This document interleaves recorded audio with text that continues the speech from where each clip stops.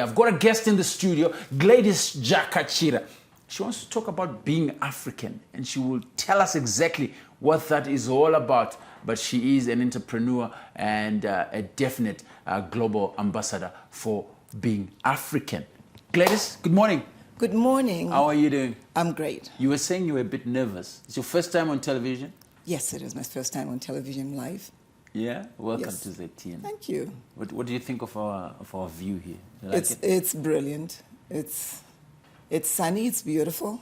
Yeah. And yeah, I'm enjoying sitting here. I like that. I enjoy that. So you represent an organization called Being African. Correct.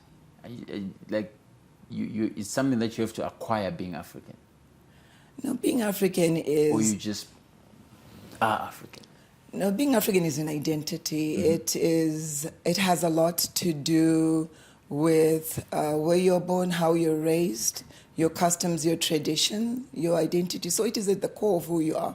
So I don't know that you acquire it. It is right where you are put in at birth, and then you just develop as an individual in an African culture. Mm. So you run an organization called Being African. That is correct. I want to get straight into that. What do you guys do at Being African? Being African is a platform, multi-channel platform that preserves African cultures and empowers and engages people of African descent. We are especially focused on the future generation, and we are also learning the culture. So we are trying to ignite a movement, if you will, for the love and the pride of our African cultures. Yeah, lots of cultures that are mixed there. It's a mixed masala, as I would call it. You know, Africa. It's so rich with different corners of this beautiful continent, but lots of eroding is coming in there. What are you guys doing to try and uphold this as an organization? As an organization, we have a holistic approach to preserving our culture. We have a platform where we learn the languages as one of the programs, and we have what we call the cultural life cycle, where at ethnic group level, we talk of our marriage practices, step-by-step process, and we invest in the why. Why do we do what we do? Because that is what is missing in understanding ourselves and our culture. And so we have marriage, we have clans and totems, pregnancies, music, art, dance, neighborliness, manners and protocol, right through to the funeral, music, art, dance, right through to the funerals.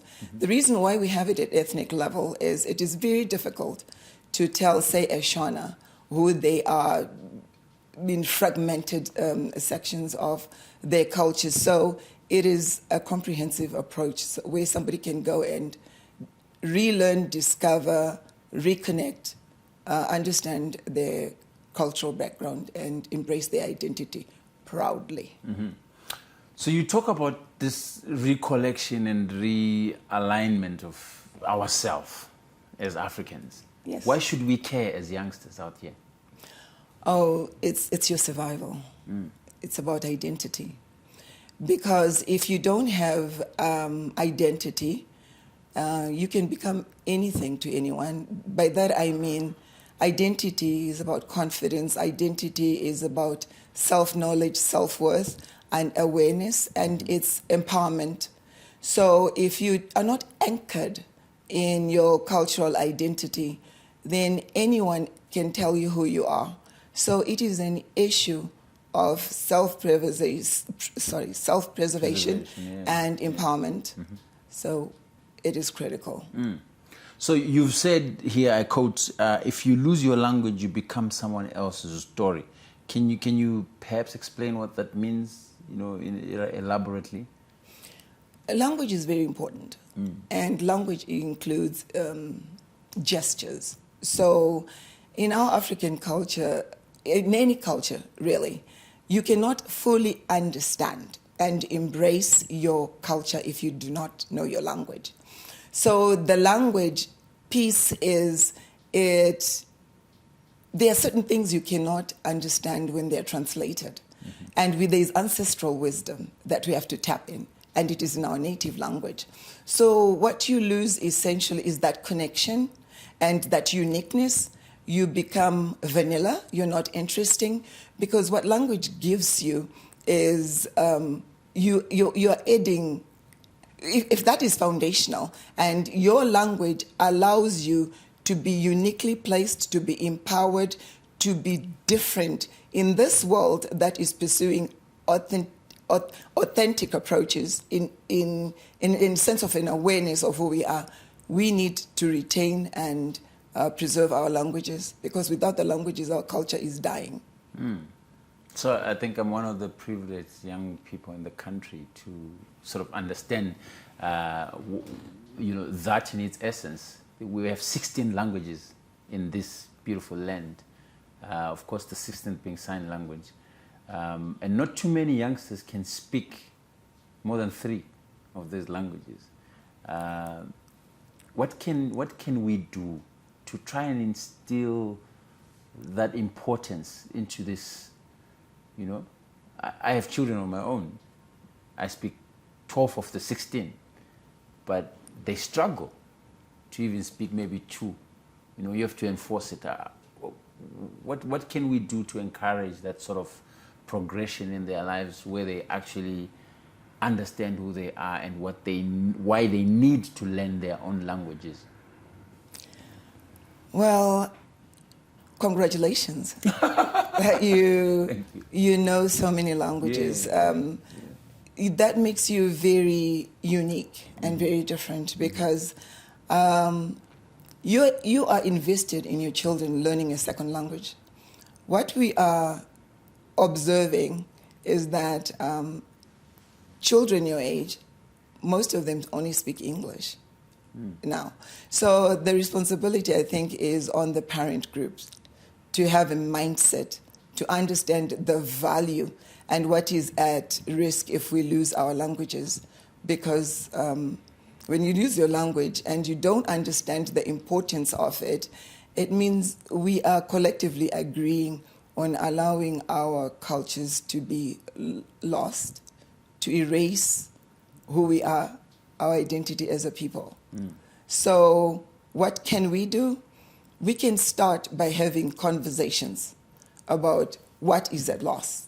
What are we losing? And what we are losing really is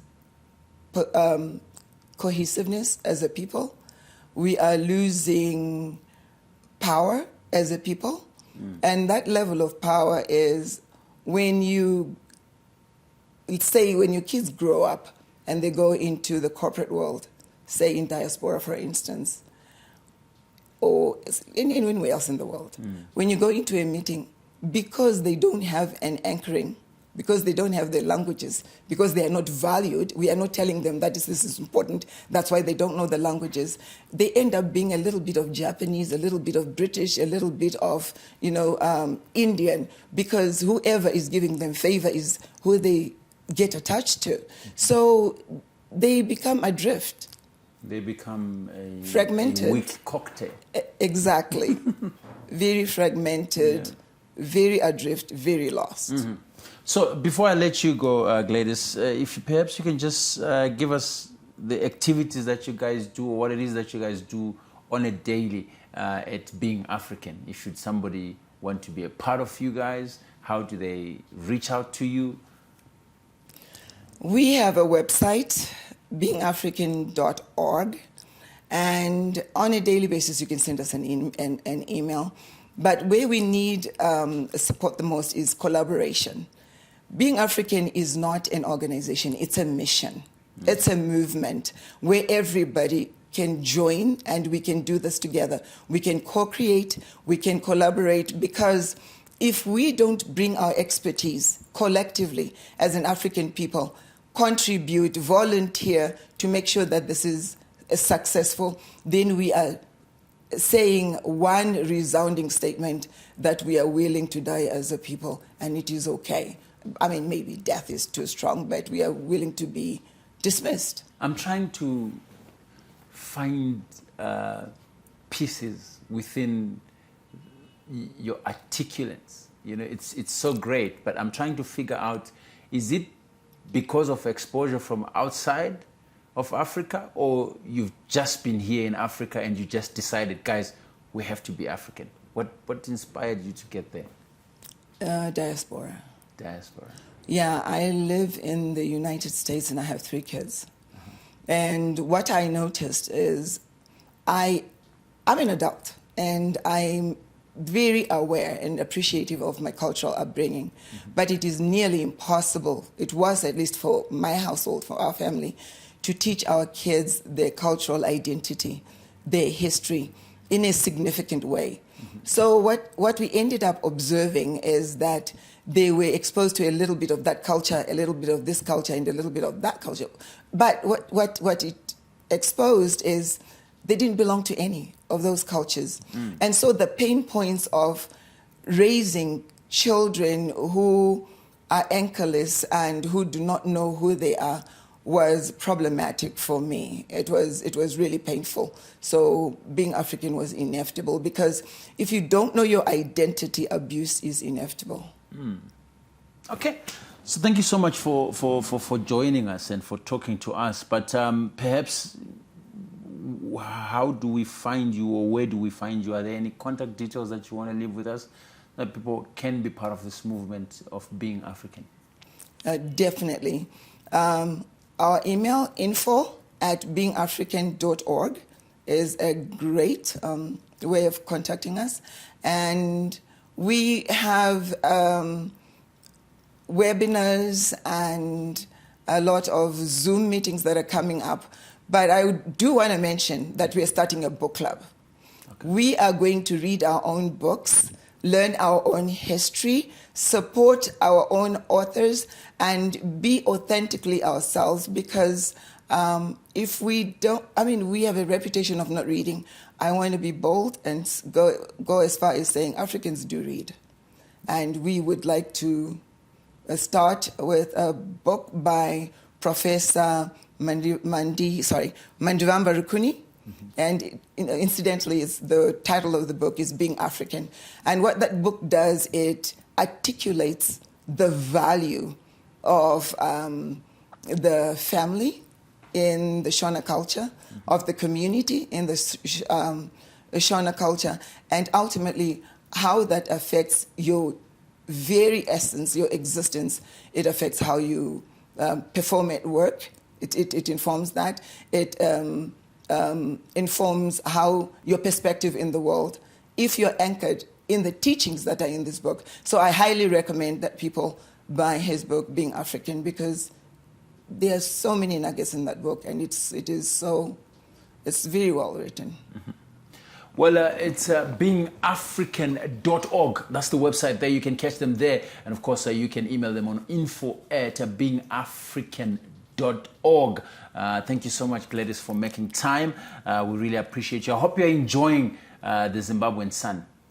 Absolutely loving it. Thank you very much, Chief. It's out, and please do enjoy it. And have you visited any of the places yet? Family. Yeah. That's the most important. I see. Any touristic places that you've gone to? Nah, not this time around. Not this time around. But I will say, can I add something that I missed? Sure. Where they can find us? Yeah. We have a YouTube channel. Okay. Where our cultures, marriage processes are dramatized. I see. So it is a very, very valuable resource, and I'm also asking people to subscribe, support us, because we are in this together. It's not about being African an organization. It's about all of us. Fantastic. It's about all of us, and we have to remember who we are, and it's absolutely important for you to capture your identity. So I move around with a spectra, so they call it, chimbo, right? You know why I took it? I was going out into the world to market this beautiful country. Okay. And I realized when I was there that I really didn't have anything that identified me as Zimbabwean. It was so sad. Until I realized that, every Zimbabwean household, really, in the olden day, had this thing. And it was passed from the next hair to the next, to the next, to the next. And it will always be there, kachimbo, neka, what you call it, kademo, kadikiso. you know, just to, it represents the manhood within that particular household. And it's something that is authentically Zimbabwean and cuts across the cultures that we have in Zimbabwe, actually. So decided to carry it, just to show it to the world that, hey, this is my identity. Yes, so what I'm hearing Yeah. from you is you're a cultural ambassador. And we do need your generation to be proudly African, unapologetically so. Absolutely. So, I ascribe to that thought. I really do. yeah. And Yeah, go ahead. no, and I was saying the reason why you move around with the chimbo is because you understand the why. Mm-hmm. Somebody took the time to inform you. Absolutely. So the why is very important at being African. Mm-hmm. And we're not just using culture as a label or conversation starter. Culture to us is a tool. Mm-hmm. Not only is it a tool, it is something that we can translate into a skill. You can monetize on culture. So what we're saying, therefore, is it's an everyday occurrence. We have what we call African therapy. Mm-hmm. All that will go to waste if we don't understand the why and why our family structures are the way they are. So there is a lot of why that has to be communicated, and very urgently. Mm-hmm. Thank you very much, Gladys, for that time that you've given us. Konapo, ipapo, ba ZTN Prime, DSTV channel 294, the place to be.